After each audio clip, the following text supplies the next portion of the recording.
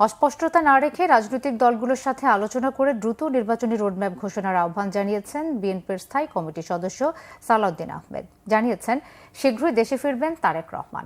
এদিকে দেশে এবছরে একটি সুষ্ঠু ও গ্রহণযোগ্য নির্বাচন হবে বলে আশা বিএনপির ভাইস চেয়ারম্যান শামসুজ্জামান দুদুর। আহমেদ সরওয়ারের রিপোর্ট। 2 সপ্তাহের লন্ডন সফর শেষে রবিবার দেশে ফিরেন বিএনপি স্থায়ী কমিটির সদস্য সালাউদ্দিন আহমেদ। বিমানবন্দর থেকে বেরিয়ে মুখোমুখি হন সাংবাদিকদের। বলেন, তারেক রহমানের দেশে ফেরার মতো পরিবেশ বিএনপি এখনো তৈরি করতে পারেনি। এখনো পর্যন্ত আমরা মনে করি ওনাকে নিয়ে আসার জন্য সম্পূর্ণ পরিবেশ আমরা সৃষ্টি করতে পারিনি। সেজন্য অল্প কিছু সময় লাগবে, অতি অবশ্যই আসবেন উনি।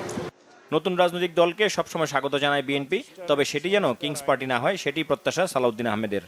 যত দ্রুত সম্ভব গণতান্ত্রিক প্রক্রিয়ায় যাতে আমরা যেতে পারি সেদিকে মনোযোগ দেওয়ার জন্য আমি অন্তর্বর্তীকালীন সরকারকে আহ্বান জানাবো। সংশ্লিষ্ট সকল মহল রাজনৈতিক দলসমূহের সাথে আলোচনা করে একটি নির্দিষ্ট রোডম্যাপ দেওয়াই হবে উত্তম কাজ।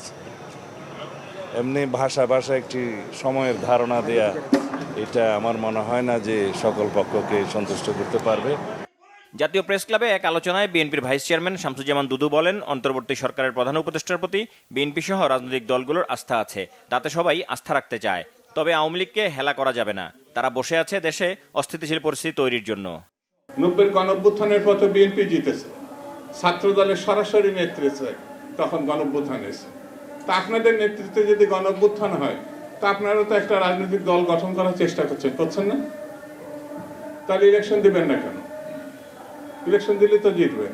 বিএনপি নাকি চাঁদাবাজি করে, বিএনপি নাকি দখলবাজি করে। এই বছরের মধ্যেই গ্রহণযোগ্য একটি নির্বাচন হবে, এটা আমরা প্রত্যাশা করতে চাই। ডক্টর ইউনূস বলেছেন এই বছরের মধ্যে অথবা 26-এর প্রথমে এর মধ্যে থাকেন।